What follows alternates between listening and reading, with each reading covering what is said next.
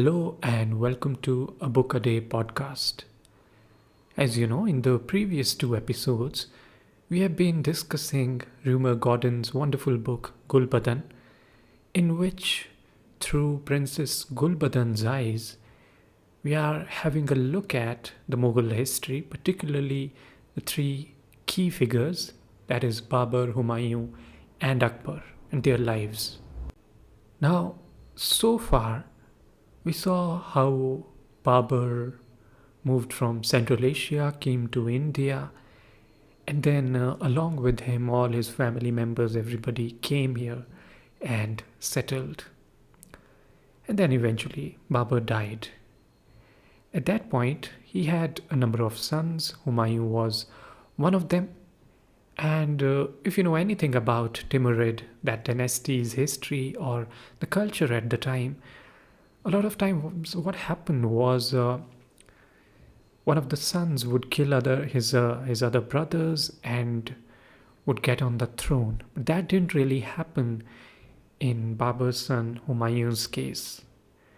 So he made sure that he shared those thrones with some of his brothers. For example, he gave Punjab to his half-brother Kamran and also gave certain other responsibilities regarding Kabul and Kandahar. Similarly to other brother Askari, he made a promise for Multan. And then there was Hindal, his adopted brother, and he was given the country of Mewar, which is in today's Rajasthan and Gujarat. So all these arrangements were made once Babur had left. Also, something that I notice in the book is that the author, as well as the protagonist here, that is Princess Gulbadan, who was Babur's daughter, she seems to suggest that Humayun was some kind of a gentle or trustworthy person. In fact, on occasions, I find he's been, referred to as somebody who's really naive, doesn't really understand too much of the politics, is being really naive and polite on certain occasions when he shouldn't, especially when it came to identifying his enemies, particularly those that were coming from Afghanistan. But all that happened later. The first few years, that meant they were really quiet. A lot of interesting things were happening in Agra, and the harem was, for the women, it was particularly good. A lot of enjoyment in the typical Mughal style that was taking place. And that's the period really we talk about when we see the splendor and imaginativeness, all the luxury and magnificence of the Mughal Empire that we really talk about. And on the other side, when we talk about his enemies, as I just mentioned, he was quite unaware of them on certain occasions. One of them was Bahadur Shah, who faced defeat and from the hands of Humayun, of course, and then he fled to Champaner, and from there also Humayun once again attacked and took the fort from him. But then once again, once the battle ends and Humayun goes back to the north of India and settles there, spends his quiet time. Then later he extends his empire towards east in Banaras in Godden, Bengal. And after that, once again, you find that he's just enjoying himself and in the luxuries and the comforts of the empire. And that is something we find consistently with him. He was really fond of poetry, music, dancing. In fact, he was also addicted to opium. He used to call himself an opium eater. And to quote him, he said, I am an opium eater, and if there is delay in my coming and going, do not be angry with me. So on one side, this was going on, that on occasions Humayun would fight battles, but at the same time he would come back, he would enjoy his luxurious life. But that sort of attitudes that gave time and space to the enemies, such as Sher Shah, who was planning to attack him from Afghanistan, as well as those who were inside, like Hindal, who were planning to seize the certain portions of empire and declare their freedom. So that was also growing. So at that time, what happens was Hindal, who was at that time 18, he deserted his post that was given to him by the brother and installed himself as the ruler of Agra. And when the news got to Humayun, he was really angry, naturally. And he just immediately left for Agra along with his harem. And that was really a mistake. That was something Babur wouldn't do. He didn't do that at all. He learned that wisdom of not really carrying the women folk into the battle, because earlier days in the Timurid ladies, when they were in Central Asia, that they had that tradition of um, carrying women along with them, and women had those kind of lifestyles when they traveled with men. But that was no longer the case in Mughal India, and women were kept in really good, comfortable, luxurious lifestyles. They were not ready for the battlefields. So when they were traveling and crossing rivers, they were traveling by boat, then at that point they were attacked by Sher Shah. And then it was a fierce battle, and the army of Humayun that was defeated. In fact, Humayun, he was also quite badly injured. In fact, a lot of women and children, they were killed or lost. And that was the first time that such a thing happened, that in a Mughal battle, women and children were killed or lost because the harem was traveling with the rest of the company. And that was not really a wise decision. One of Humayun's child and two of his wives, they were also there, and they were lost. Nobody knew, and nobody ever learned what happened to them. What became of them? They were killed or happened something else? We don't know. That's lost to history. So anyway, he was wounded, he was really sick at heart.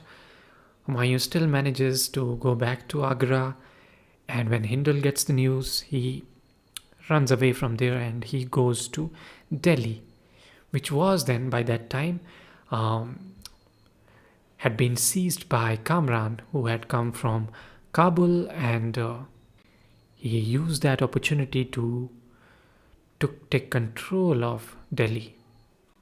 At the same time, the news came that Sher Shah was now advancing towards Lucknow, and Humayun at that point should have gone there directly, but for some reason he delayed it, and the author refers to it as some kind of ludicrous mistake. And what happens there is, when he's trying to cross the river on the horse just sinks under him, and he was about to drown.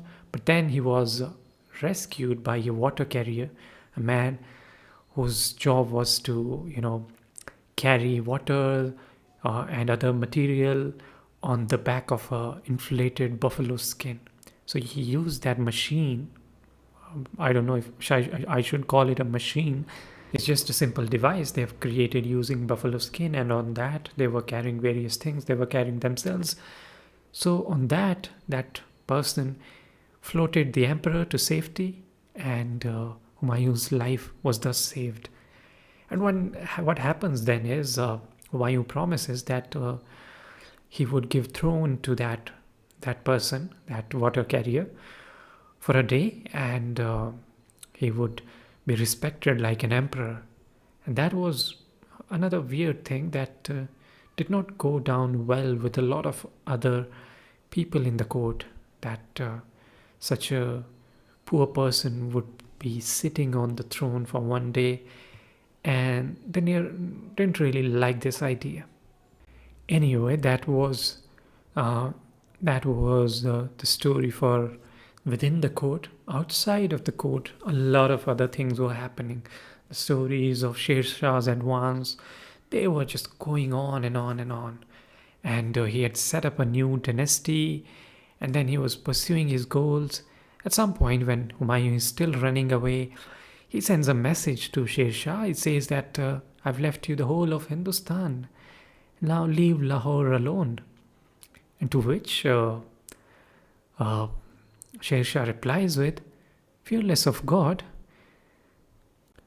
I have left you Kabul, now go there. And they knew what was coming to them. At that point, all of them, they decided to leave. They decided to leave and go as far as possible to save themselves. But as I have told you, throughout this scenario, a lot of inside conflict was also taking place. Kamran and Hindal, they were also collaborating and fighting against Humayun. At that point, he had to leave Lahore and move towards Sindh. And he spent a long time there. But eventually, what happens is he was even driven out of Sindh, and whatever was left of his army and his possessions, they all had to like flee by boat or horseback or on foot. And then they finally go to Kabul. And then from there, he also goes to Gandhar, where Askari is still there, who doesn't give him any reception but lets him stay outside the city walls and not really letting him in. So that's the difficult kind of life he was living at that time. And it is in those times when the little boy called Akbar was born, and Askari agreed to take charge of this baby. And once again, you can think it was kind of naive of Humayun to trust this person, with whom he was having struggles regarding the throne, but he still trusted him. Maybe he had no other choice. So he took refuge there, and that's where Akbar was raised. And now we come to the part of Akbar. And Humayun, at some point, he passed away, and Akbar took charge. By the way, we must remember in later years of Humayun, he took control of Kabul and certain other parts. So it wasn't really that bad as it had been in the earlier years when he was just pushed away from north of India and he had to go to Sindh and then Afghanistan. So empire was kind of getting better, but still it wasn't really as big as it would get during the time of Akbar. And it was in the year 1556. The date was quite funny actually. It was the Valentine's Day, February 14th. It was then this little boy, 13-year-old boy, he was crowned the emperor. And this happened in today's Punjab. And of course, there were other contenders, but that's how it was decided then. On the other side, if we look at the Delhi and other places, so Delhi had been seized by Sher Shah. Kabul was still facing that kind of rebellion where different cousins of this dynasty were fighting amongst themselves. So a lot of challenges were there for Akbar. So the ones I mentioned, apart from them, there was this an upstart Hindu king Hemu, who had begun his life as some kind of a ordinary merchant, but then he had become a skilled general and took control of a reasonable portion of land. And that's when we find this another battle of Panipat, which you might have heard of, where on one side you have the Mughal Babur. On the other side, you have Raja Hemu. Hemu goes into the battle with his favorite elephant, Hawaii. Hawaii means the rocket. And what happens is very quickly, um, Hemu gets wounded in the eye by an arrow, and that gets pierced through his head. And then he falls down, he lays there unconscious. And at that point, the elephant, it goes crazy, it just goes in all directions, killing his own people, even people, the army of Hemu, they get really discouraged seeing their leader almost falling unconscious like this. And then the Mughal army wins the battle. Eventually, what happens is Hemu's body and his head it is cut, and it is sent to Kabul as a warning to all the rebels. And that's the kind of message in those times the emperors gave to the rebels and their enemies. So, in that regard, Akbar was very much like Babur, very ambitious about expanding his empire, and really good in politics. Because he's not only, one hand, he's just winning military conflicts, he's also doing interesting politics. For example, with Rajputs, he's making those arrangements where he married Jodhabai, who was a Hindu princess, and he married her and then made those political arrangements there. And that's another point of interest when you look at the politics of it, and even the social dynamics of the Mughal court, because obviously she was a Hindu princess who was married to Akbar, and then she practiced her religion. There was, I suppose, a temple for her in the court or in the harem, and that was something that a lot of people in the empire, in the court, didn't really like. But that was something that Akbar did. In fact, he followed his own intuitions when it came to following the religion as well. In fact, he ended up creating his own religion, Deen-e-Ilahi, where he combined elements of Hinduism, Islam, and various other philosophies. So, it would be fair to say that was probably the golden period of Mughal era, when Akbar was ruling. There was tolerance in terms of religion. There was a lot of power there.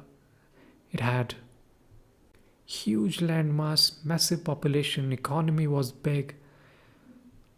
But at the same time, the joys and the grandeurs of the Mughal dynasty, they continued. The songs and the dances, the fireworks, all that went on. And then at some point in 1569, he had a son with Jodhabai, and he was called Salim, and who we now know as Emperor Jahangir. And then the Mughal dynasty continues from there on. From Jahangir you get to Shah Jahan and then Aurangzeb, and then eventually the British come, and the dynasty ends.